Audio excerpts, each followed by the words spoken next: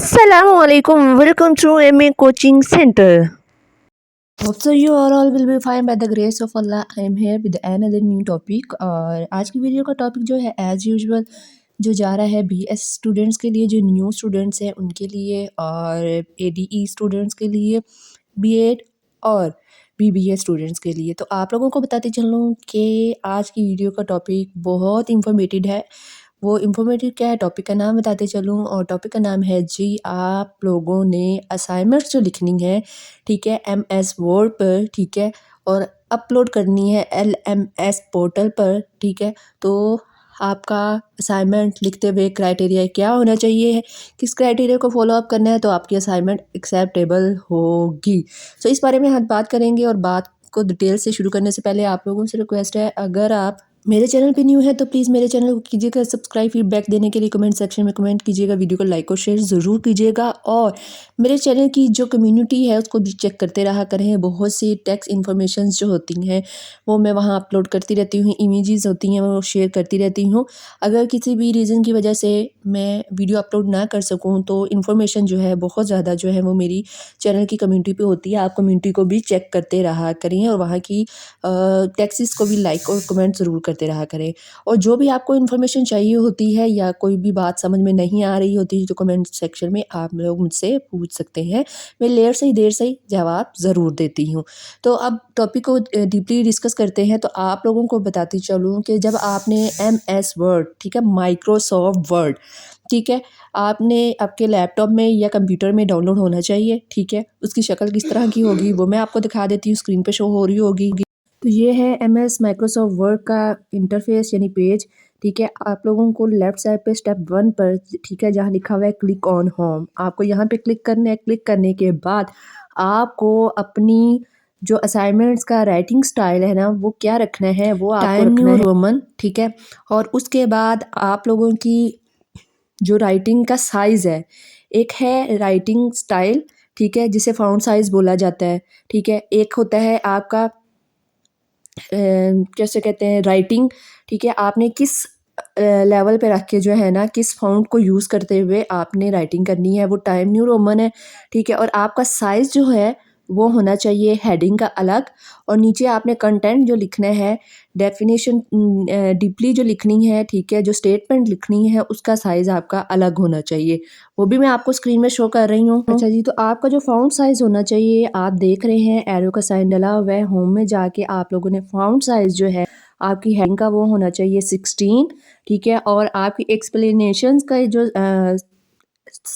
Sorry size होना चाहिए वो आपका होना चाहिए 14, ठीक है। ये चीज़ आपने दिमाग में रखनी है, ठीक है, इसको स्किप आउट नहीं करना। तो अगेन रिपीट कर देती हूँ, हमने बात किस पे की है, हमने पहले की है आपकी असाइनमेंट बननी है माइक्रोसॉफ्ट वर्ड पर, MS माइक्रोसॉफ्ट वर्ड पे, ठीक है। और आपका राइटिंग जो फ़ॉन्ट साइज़ है, ठीक है, वो होना चाहिए हेडिंग का 16, और आपका फ़ॉन्ट साइज़ होना चाहिए एक्सप्लेनेशन का 14, और राइटिंग स्टाइल जो है वो टाइम न्यू रोमन होना चाहिए, ठीक है। और उसके बाद आप लोगों ने अपनी ये सारी जो पेजेस यूज़ करने हैं 30 to 40 यूज़ कर सकते हैं। जो क्वेश्चन दिया हुआ है उसी का ही आंसर आप लोगों ने देखना है। और आप लोगों का प्लेगरिज्म का इशू आएगा अगर आप लोग बुक को यूज़ कर रहे हैं और गूगल को यूज़ कर रहे हैं, तो अपनी कुछ ना कुछ वर्डिंग में लिखना है। लेट्स सपोज फॉर एग्जांपल आपकी एक हेडिंग आ जाती है, ठीक है, किसी भी चीज़ के मुतल्लिक है, आपको जो उसमें सेंटेंस इजी है, ठीक है, उसको आप अपनी लैंग्वेज में अपने ही वर्डिंग में लिखते हैं, ठीक है, लिख सकते हैं, फिर आपका प्लेगरिज्म का इशू नहीं आएगा। अगर आपका प्लेगरिज्म का इशू आया तो आपके असाइनमेंट के लग जाएंगे जी 0, ठीक है। उसके बाद जब आप अपनी असाइनमेंट कंप्लीट कर लें, असाइनमेंट कंप्लीट करने के बाद आपने नीचे रेफरेंस लास्ट पेज पे देना है। रेफरेंस क्या देना है, आपने देना है रेफरेंस जी, कि आपने अपनी असाइनमेंट्स जो है, ठीक है, वो कहाँ से देख के लिखी, ठीक है, कौन सी बुक यूज़ की, गूगल से देखी तो गूगल की किस वेबसाइट को यूज़ किया, अगर आपने की बुक यूज़ की तो कौन सी की बुक यूज़ की, हेल्पिंग बुक यूज़ की, ठीक है, सॉरी बुक यूज़ की है तो कौन सी यूनिवर्सिटी की यूज़ की है या किसी और राइटर की आपने यूज़ की है, आपने पूरा रेफरेंस नीचे डिटेल में लिखना है। अब जब आपने असाइनमेंट्स का MS वर्ड की असाइनमेंट का पहला पेज रेडी करना है तो उस पे आपकी क्या-क्या चीज़ें होनी चाहिए। आपने अपना सबसे पहले लिखना है जी नेम, फिर क्लास, फिर लेवल, टीचर का नाम, ठीक है, जिनको आपने सेंड करनी है असाइनमेंट डेट, ठीक है, आपने ये पहले पेज पे अपना रिप्रेजेंट करना है। एक मेरे पास नॉर्मल सा इमेज है, ठीक है, वो मैं डिस्प्ले पे शो कर देती हूँ जैसे आपका पहला पेज होना चाहिए, और एंडिंग पेज पे आपके रेफरेंसेस होने चाहिए, ठीक है। उसके बाद आप लोगों ने इसको कन्वर्ट करना है, सेव करना है, सेव करने के बाद कन्वर्ट करना है पीडीएफ में, ठीक है। पीडीएफ में करने के बाद पीडीएफ फाइल जो फाइल का साइज़ है ना, वो होना चाहिए जी आपका 5 MB भी आपकी पीडीएफ का फाइल होना साइज़ होना चाहिए। और आप लोगों ने अपलोड कहाँ करनी है, LMS पोर्टल है, ठीक है, यूनिवर्सिटी की वेबसाइट www.aiou.edu.pk, ठीक है, उसके ऊपर साइड पे ही LMS पोर्टल का अकाउंट बना हुआ होगा। यूनिवर्सिटी आपको यूज़र आईडी और पासवर्ड सेंड कर देगी, उसके अंदर लॉगिन करके आपकी ट्विटर का जो डाटा है वो सारा लिखा हुआ होगा CMS अकाउंट पर, ठीक है। जो ट्विटर का डाटा है वो होगा CMS अकाउंट पर, टीचर का नंबर, टीचर का एड्रेस, टीचर का नेम, और अपलोड आपने कहाँ करनी है, LMS पे, ठीक है। दोबारा रिपीट कर रही हूँ, CMS पे आपकी ट्विटर का डाटा होगा, अपलोड आपने करनी है LMS अकाउंट पर, ठीक है जी। और आपने अपने दिए हुए टाइम से यूनिवर्सिटी ने आपको जो भी असाइनमेंट का टाइम दिया होगा आपने उससे पहले जमा करवानी है। लेट्स सपोज अगर आपको टाइम मिला हुआ है कि जी 31 दिसंबर को आपने अपलोड करनी है असाइनमेंट, और अगर आप किसी भी वजह से 31 दिसंबर से पहले पहले जमा नहीं कर सकते, जमा नहीं, अपलोड नहीं कर सकते, तो आप लोगों की एक्सेप्ट नहीं होगी, रिजेक्ट हो जाएगी और 0 मार्क्स लगेगा। और किसी भी असाइनमेंट में अगर आपका 0 है तो आप एग्ज़ाम दे भी दें, वर्कशॉप ले भी लें, क्विज़ भी अटेंड कर लें, अटेंडेंस भी अटेंड कर लें, सब कुछ कर लें, पर फिर भी उस सब्जेक्ट में आप फेल कंसीडर होंगे। और ये भी मैं बता दूं कि कॉपी पेस्ट आपने असाइनमेंट्स नहीं करनी। इसमें प्लेगरिज्म क्या होता है कि आपकी जी जैसे कॉपी पेस्ट एक जैसा डाटा अगर आ गया किसी स्टूडेंट के साथ मैच करता हुआ, ठीक है, यानी एक स्टूडेंट है A और एक है B, ठीक है, अगर A की असाइनमेंट B से मैच कर जाती हैं और B की A से मैच कर जाती हैं, ठीक है, तो आपके असाइनमेंट के मार्क्स लगेंगे 0।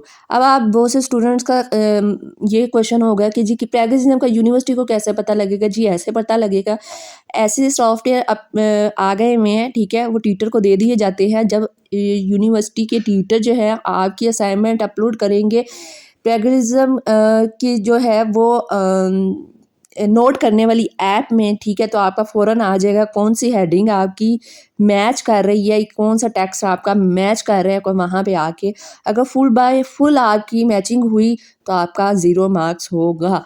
फिर आप कुछ भी नहीं कर सकते, यूनिवर्सिटी आपके लिए कुछ भी स्टैंड नहीं ले सकती, ट्विटर आपके लिए कुछ भी स्टैंड नहीं ले सकते।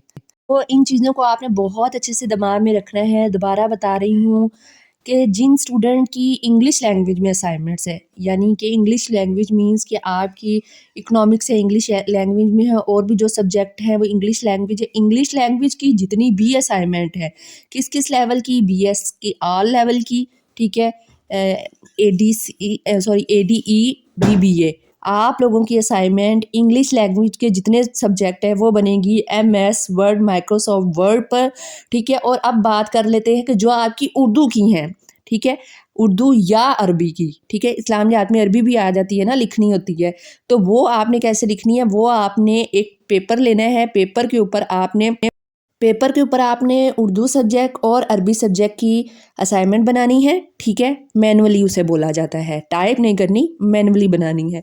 अगर आप एक्सपर्ट हैं टाइप करने में तो आप यूज़ कर सकते हैं इन पेज, ठीक है, उर्दू की राइटिंग की असाइनमेंट्स बनाने के लिए या टेक्स्ट लिखने के लिए इन पेज यूज़ होता है, ठीक है, आप उसको यूज़ करके टाइप करके बना सकते हैं। अगर आप वैसे नहीं बना सकते तो आप लोगों ने पेज लेने हैं, ठीक है, और उसके ऊपर अपनी असाइनमेंट्स बनानी अच्छे तरीके से। बनाने के बाद उसमें भी आपने ख्याल रखना है कि प्लेगरिज्म ना आए, ठीक है। आपने क्या है, उर्दू की तो आसान होती है ना, आप उसमें अपनी वर्डिंग ऐड कर सकते हैं। आप एक सेंटेंस पढ़े, ठीक है, उसको अपने लफ्ज़ों में बयान करके लिख दें, फिर प्लेगरिज्म का इशू नहीं आएगा।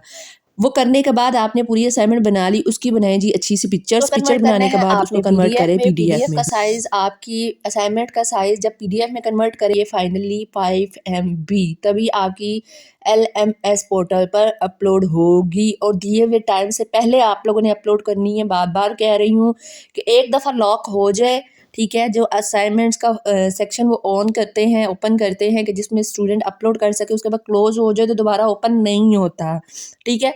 फ़ौरन आपका एरर आ जाता है। सो इस चीज़ का आप लोगों ने बखूबी दिमाग में रखना है। मेरी ये वीडियो बहुत से न्यू स्टूडेंट्स देख रहे होंगे, मैंने हर पॉइंट को क्लियर कर दिया, बहुत अच्छे से बार-बार बता दिया है, ठीक है। कोई स्टूडेंट ये ना कहे ओ मैम हमें पता नहीं था लगा और ना जी असाइनमेंट की डेट गुज़र गई है, क्या हम दोबारा लेट भेज सकते हैं या कुछ इस तरह से।